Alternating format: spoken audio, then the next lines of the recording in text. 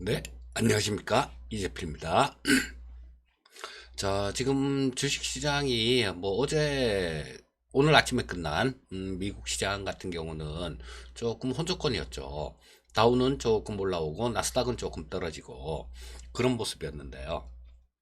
자, 시장에 대해서, 좀 많이, 좀 적응을 잘 못하시는 분들이 좀 많죠. 자, 이번 장에는 특히 좀 더 어려웠습니다. 일단 다른 얘기를 그만두고 저거부터 한번 볼게요. 예, 저 미국 시장 차트를 먼저 한번 보면서 좀 말씀드리도록 하겠습니다. 자, 일봉을 먼저 볼게요. 자, 왜 워렌 버핏이라는 그 정말 거대한 투자자, 지금 지구상에 존재하는 그 사람들 중에, 투자자들 중에 가장 위대한 그런 투자자가 워렌 버핏이죠. 근데 워렌 버핏도 이번 장에는 적응을 못했다 그래요. 그래서 제일 나중에 뭐 바닥에서 그 뭐 항공주도 팔고 주식들을 막 팔고 그런 내용이 있는데, 그거는 기존에 움직였던 모습하고 틀리게 움직였기 때문에 그런 현상이 나온 걸 겁니다. 뭐 제가 뭐 감히 워런 버핏을 뭐 평가하고 그럴 수는 없겠지만요. 자, 지금 시장이 많은 분들이 조금 혼란스러워하고 그런 이유를 조금 말씀드리고자 하는 거예요. 보통 보면 시장은 그렇습니다. 상승할 때, 상승해서 고점을 찍을 때요. 그때도 뭐 이렇게 쌍봉 형태가 나오든가, 아니면 요렇게 헤드앤숄더 패턴이 나오든가, 자, 그러면서 빠집니다. 그리고 바닥에서도 올라올 때도 마찬가지예요. 예전에 그 2008년도에 우리 서프라임 모기론 사태 있었죠. 그때 그때도 마찬가지였어요. 바닥에서도. 자, 그때는 거의 쌍봉 형태였었죠. 요렇게 빠졌다가 올렸다가 쌍봉 형태로 뭐 요렇게 올라오는 모습이었는데, 이번엔 그게 없었습니다. 이번에는 빠질 때, 이 코로나로 인해 갖고, 코로나라는 그 바이러스로 인해서 빠질 때도 쌍봉 형태도 아니고, 이 나스닥 저 일봉인데요. 쭉 그냥 올라가다가 그냥 외봉으로 그냥 빠져버렸죠. 자, 이런 시장이 잘 없었어요, 과거에. 거의 없었고, 자, 올라올 때도 마찬가지였습니다. 자, 반등 나왔다가, 자, 뭐 이건 눌러준 거, 이건 눌러줬다라고 볼 수도 없을 거고요. 보통 보면 뭐 한 이 정도는 빠져야지, 저, 기존의 시장들, 뭐 그때하고 비슷해지는 거죠. 자, 살짝 눌렀다가 그냥 바로 내빼버렸어요.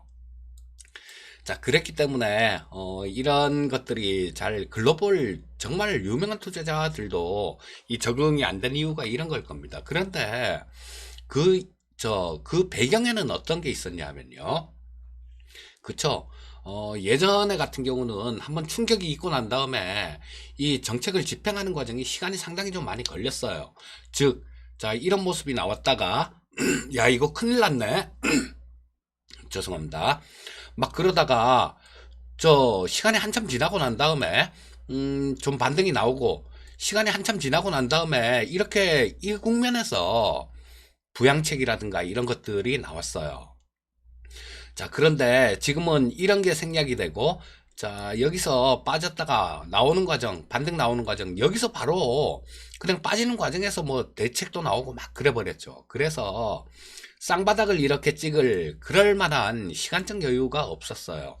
즉, 이 시장을 지배하는 그런 요인들은 뭐냐 하면 유동성이라는 거, 그거를 얘기하고 싶은 겁니다. 자, 뭐 주식시장이 좀 이따가 뭐 우리나라 시장 저 투자 전략에 대해서 또 조금 말씀드릴 때 그때 또 말씀드리겠지만요. 이유는. 자, 조금 쉴 때는 된 것 같습니다. 어쨌거나. 제가 그 3월 20일 날 아침 시황 방송에서 이제 주식 살 때입니다. 저도 주식 사고 있습니다. 이런 말씀을 드렸는데요. 친구들한테도 다 사라 그랬다 그러고 주식 그냥 사시라고 그런 말씀을 드렸는데요. 자, 지금은 이제는 꺾인다가 아니에요. 꺾인다가 아니라 좀 쉬어가도 좋다. 이 썸네일에, 오늘 썸네일에 좀 쉬어가도 좋다. 이런 저 제목으로 썸네일을 만들었는데요. 좀 쉬어가도 좋은 그런 국면이다. 조금 시장은 조금 쉬어갈 가능성이 있다라는 거. 그 얘기를 말씀드리고 싶은 겁니다, 지금. 자, 일단 뭐 저런 것들 간략하게 오늘은 간단하게 조금 미국 시장이나 뭐 우리나라 시장에 대해서 결론부터 조금 말씀드린 것 같은데요. 자, 지금부터 뭐 하나하나 조금 좀 풀어가 보도록 하겠습니다. 일단 해외 증시 뉴스들 좀 살펴보도록 하겠습니다. 자, ECB에서는 추가 부양책을 발표를 했죠. 뭐 상당히 큰 규모로 발표를 했습니다. 하지만 뭐 주식시장은 그렇게 환호를 한다거나 그런 내용은 없었고요. 자, 요거는 라가르트 IMF 총재가 그런 얘기를 했죠. 자, 경제가 지금 추락한 상태에서 반등 추세가 조금 미지근하다. 개선 속도가 미지근하다. 자, 이런 얘기를 하면서 시장에 조금 부담을 받았어요. 자, 그리고 시장에 또 부담을 준 요인이 또 하나 있었죠.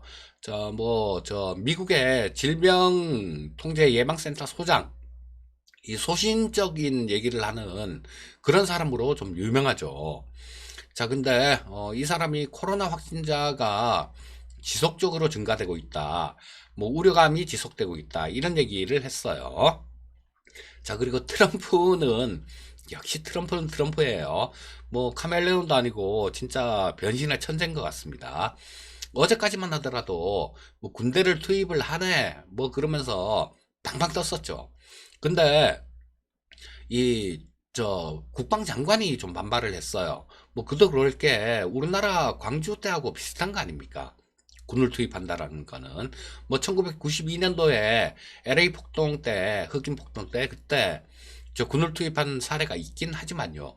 그때는 주지사의 요청이 있었고 뭐 그랬기 때문에 투입을 했는데 이번엔 지가 먼저 한다 그랬었는데요. 국방장관부터 반발하고 전직 국방장관들도 막 반발을 했죠. 자, 그래서 그런 얘기를 했다 그래요. 자, 이게 만약에 우리가 군을 투입을 해서 그 폭동을 진압했을 경우에 중국이 홍콩 시위를 무력으로 진압한 거 그걸 갖고 우리가 얘기할 수 있겠느냐 이런 얘기를 했다 그래요. 미국 국방장관이. 그러니까 트럼프가 그제서야 뭐 들어보니까 맞는 얘기거든요. 자, 홍콩을 포기를 하려면 군 투입해도 된다 이런 얘기를 했대요. 자, 그러니까 트럼프도 한 발짝 살짝 물러난 상태입니다. 그 뭐 군 투입은 상황에 따라서 뭐 틀려질 수 있다. 뭐 상황에 따라서 투입 안 할 수도 있지. 뭐 그런 얘기를 했습니다. 그리고 어제 그런 좀 말씀을 드렸죠. 미국 쪽에서 중국 항공기 미국으로 운항 못하게 한다. 뭐 이런 얘기를 했는데요. 자, 거기에 따라서 뭐 중국 쪽에서도 좀 이런 부분들을 조금 좀 꺼림직했나 봐요. 자, 8일부터 주 1회 외국 항공사 운항을 허용한다라는 얘기를 했고요. 또 미국은 제재 대상에 지금 중국 언론들 막 떠들어대는 언론들 있잖아요. 막 떠드는 데들 이런데 제재 대상에 추가하겠다라는 그런 얘기를 했습니다. 자, 그리고 뭐 이탈리아 총리는 경제가 20년 뒤로 후퇴할 가능성이 있다. 지금 개혁이 필요하다라는 얘기를 했고요. 뭐 BOA 쪽에서는 뭐 향후 1년간 주식시장은 20%가 올라올 것이다. 배당주를 사라. 이런 얘기를 했습니다. 그리고 뭐 골드만삭스 쪽에서는 이 봉쇄 완화가 주가에 반영됐다라는 얘기를 하면서 각 기관마다 뭐 굉장히 좀 엇갈리는 그런 주장들을 하고 있습니다. 자, 그만큼 조금 지금 어려운 때다 이런 얘기죠. 시장 판단이 그만큼 어려운 때다 이런 얘기로 해석하시면 될 것 같습니다. 자, 각국 움직임들 HTS 보면서 말씀드리도록 하겠습니다. 자, 뭐 중국 쪽은 0.14% 정도 하락했고 홍콩은 0.17% 정도 상승 마감했고요. 자, 미국 시장은 조금 혼조권이었습니다. 다우가 0.05% 정도 하락했고요. S&P 500이 0.34% 정도 하락 마감. 나스닥이 0.69% 정도, 나스닥이 가장 크게 좀 떨어졌죠. 뭐 근데 필라델피아 반도체 지수는 0.83% 정도 상승 마감한 모습입니다. 자, 나스닥 10분봉을 한번 보도록 하겠습니다. 자, 미국 나스닥 10분봉인데요. 장 초반에는 뭐 살짝 또 플러스권도 나기도 했어요. 자, 조금 빠져서 시작했다가 살짝 플러스권 나오나 싶더니 재차 좀 밀어갖고 뭐 오후장에는 뭐 제대로 된 반등 없이 그냥 좀 밀리는 모습으로 그렇게 마감이 됐고, 장막판 10분을 남겨두고 조금 양선을 뽑은 모습인데, 뭐 어쨌거나 전체 판세 자체를 뒤집지는 못하는 그런 모습이었습니다. 자, 나스닥 일봉을 보시게 되면, 자, 지금 현재 주가 자체가 저는 역사상 사상 최고점 요 근처에서 조금 좀 쉬어가는 듯한 그런 모습이 나오고 있죠. 자, 근데 뭐 상당히 강한 상승 추세 선상이 있다라는 거, 뭐 이 부분은 누가 봐도 부정할 수 없는 그런 모습입니다. 자, 일단 뭐 저 차트, 미국 시장 차트까지 봤고요. 저 수급 한번 짚어보도록 하겠습니다. 자, 어제는 이 수급 동향을 말씀드리면서 그냥 제가 다른 화면을 켜놓고 말씀드려서, 자, 일단 오늘은 정신 좀 차리고 그렇게 녹화를 하고 있는 중입니다. 자, 뭐 투자 주체별로 보시게 되면 개인이 3,300억 정도 순매도, 외국인이 465억 순매수, 기관이 2,979억 정도를 순매수했는데요. 자, 이 외국인들 매수는 그 장 막판에 동시효과 때 바뀐 거예요. 자, 외국인들은 조금 장 초반에 조금 매수를 하다가 다시 장 중에 좀 매도로 바뀌었다가 오후장 동시효과 때 순매수로 바뀌었는데, 그 매물은 연기금 쪽에서 매도 물량이 조금 나왔었죠. 그걸 외국인들이 좀 받아내면서 이 수급으로는 순매수로 전환되는 그런 모습이었습니다. 기관이 엊그저께 뭐 1조를 넘게 매수를 하더니 어제도 마찬가지 2,979억 정도를 순 매수하는 모습이었고요. 자, 코스닥 시장 한번 짚어보겠습니다. 코스닥 시장은 개인이 209억 정도 순매수, 외국인들이 1349억 정도를 순매수했고요. 기관은 1431억을 순매도하는 모습이었습니다. 자, 선물 시장을 보시면 지금 다음 주 목요일이 이제 일주일도 안 남았네요. 다음 주 목요일이 옵션 만기이기 때문에 지금 저 선물 옵션 농시 만기죠. 그렇기 때문에 지금 이제 선물 시장의 수급을 굉장히 좀 신경을 써서 봐야 될 그런 시기입니다. 자, 외국인들 어제 한 1361억 정도를 선물을 순매수를 했네요. 자, 괜찮은 모습이에요. 자, 외국인들 수급 괜찮은 모습이다, 이렇게 보시면 되겠고요. 자, 뭐 그 다음에 개인 투자자들이 선물 시장에서 조금 순매수. 자, 옵션 시장 한번 볼게요. 옵션 시장에서 지금 금융투자가 또 이번 달에 신나게 터지고 있습니다. 외국인들한테 지금 뭐 거의 뭐 쌍코피가 나고 있다라고 얘기를 해도 될 정도로 신나게 당하고 있어요. 자, 콜옵션 쪽에서는 외국인들은 32억 정도 순매수, 그 전부터 계속 순매수였었죠. 외국인들은 콜옵션 쪽에서는 그 전부터 계속 순매수였는데 누적해서 계속 매수를 해왔다는 얘기입니다. 근데 엊그저께 시장이 급등을 했잖아요. 폭등을 했기 때문에. 자, 지금 외국인들은 콜옵션 쪽에서 평가 차익이 상당히 좀 많이 나 있을 거예요. 그리고 금융투자 쪽 같은 경우는 계속 매도를 쳤는데, 얘네들 금융투자 같은 경우는 지금 평가 손이 굉장히 크게 발생돼 있을 겁니다. 자, 그 다음 풋 쪽 한번 살펴볼게요. 풋은 외국인들 14억 정도 순매도, 금융투자 50억 정도 순매수. 자, 계속해서 금융투자는 풋 매수도 고집하고 있습니다. 자, 지금 포지션별로 본다라면 외국인들은 위쪽 방향, 금융투자는 아래쪽 방향, 이렇게 됐는데, 자, 뭐 이거 지금 엊그저께 당한 게 워낙 컸어요, 금융투자가. 그래서 주가가 웬만큼 빠지더라도 외국인들은 이길 겁니다. 옵션 시장에서 이길 거고, 자, 금융투자는 아랫 방향으로 신나게 해놨는데 주가가 웬만큼 빠지더라도 이들은 본전 찾기가 힘들 거예요. 자, 지금 그런 상황이다, 요렇게 보시면 되겠고요. 자, 뭐 투자 전략에 대해서 간략하게 좀 말씀드리도록 하겠습니다. 자, 일단 10분봉을 보면서 조금 먼저 말씀드리고, 코스피 시장 10분봉을 보면서 좀 먼저 말씀드리고, 그리고 1봉을 보면서 전략을 좀 세워 드리도록 하겠습니다. 자, 코스피 시장 1봉인데요. 어제 아침에 상당히 좀 강하게 출발했었죠. 자, 2191포인트. 자, 어제 아침에 출발할 때는, 야, 이거 뭐 2200 다 와가네? 그런 생각을 했었는데요. 야, 이거 뭐 한 번에 뚫을 수 있을까? 뭐 그런 의문도 좀 있었고. 자, 그런데 어쨌거나 2191포인트 정도 저 아침에 고점을 찍고 계속해서 좀 밀려나는 그런 모습이 나왔죠. 자, 아침이 고가였어요. 밀렸다가 다시 반등 시도했다가 밀렸다가 오후장에는 그냥 하루 종일 이렇게 옆으로 횡보하는, 눈치만 보면서 옆으로 횡보하는 굉장히 재미없는 그런 시장이 나왔습니다. 자, 조금 2200포인트를 단번에 뚫으려고 그렇게 가기는 좀 어렵다라는 그런 결론이 나오는 거죠.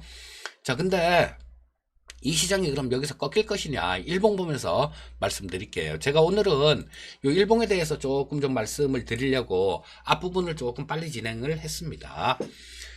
자, 참 멋진 차트죠. 자, 이렇게 그냥 뚝 떨어졌다가 쭉 밀렸다가 그냥 바로 쭉 이렇게 올라왔는데, 이건 나이키 형태로, 이렇게 나이키 로그 형태로 그렇게 올라왔습니다. 그런데 제가 전에 3월 20일 날이요, 그 바닥에서 주식 사세요 이렇게 말씀드린 이유가 이 격도를 보면서 좀 말씀을 드렸었어요. 이 격도. 자, 이때 저 우리 서프라임 모기론 사태 때 2008년도 그때 바닥을 찍을 때 이 격도가 한 65, 60일 이격도가 한 65 정도 됐었어요. 근데 이번에 3월 19일 제일 바닥 찍었을 때 거기에 근접하는 이격도가 나왔습니다. 자, 그걸 보고 말씀을 드렸었는데요. 지금 마찬가지 이격도를 조금 말씀드리려고 해요. 자, 오늘 어제 종가 기준으로 봤을 때 60일 이격도가 115 정도가 나오고 있습니다. 60일 이각도가 115 정도 나오고 있다는 거는, 요거는 조금 시장이 쉬어갈 가능성, 그럴 가능성을 내포하고 있는 겁니다. 자, 콜장하고 풋장 이렇게 얘기하는데요. 파생쟁이들은 콜장, 풋장 이렇게 얘기하는데요. 주식 투자하시는 분들 같은 경우는 상승장, 하락장 뭐 이렇게 얘기를 하는 게 맞겠죠. 여러분들 차트 뒤집어 놓고 보시는 분들 계시는데요. 이거 잘못된 방법이에요. 뭐냐면 이 주가라는 게 속성이 그렇습니다. 떨어질 때 속성하고 올라갈 때 속성이 틀려요. 자, 그러면 뭔 얘기냐?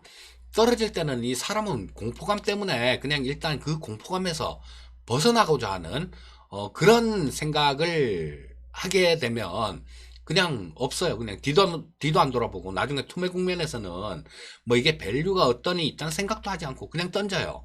그렇기 때문에 마지막에 정말 무서운 그런 시장이 나옵니다. 올해 3월 20일 날 그날이 뭐 그런 모습이었었고요. 그때쯤이 그런 모습이었었고, 근데 올라갈 때 시장은 떨어질 때 시장하고 틀린 게 뭐냐 하면, 이때는 어느 정도는 사람들이 이성적으로 생각을 한다라는 겁니다. 그래서 이 풋 같은 경우는 저 파생하시는 분들, 풋 같은 경우는 한방, 콜 같은 경우는 추세, 이렇게 수익을 낼 생각을 해야 제대로 먹을 수 있는데요. 자, 이 추세 자체가 꺾이진 않아요. 지금 115까지 왔다고 해서 꺾이진 않습니다. 하지만 자, 이런 것들은 시장이 분명히 부담 요인은 된다라는 거예요. 자, 시나리오를 좀 말씀드려 보면 그렇습니다. 자, 뭐 한동안 한 며칠 정도 그냥 조금 재미없는 장, 자, 뭐 이렇게 쭉 이렇게 떨어지는 그런 시장이 아니라요. 자, 이 62평선하고 이격을 좀 좁히는 그런 시장이 나타날 가능성이 높아요. 자, 뭐 한 번에 이격을 좁히진 않을 거고요.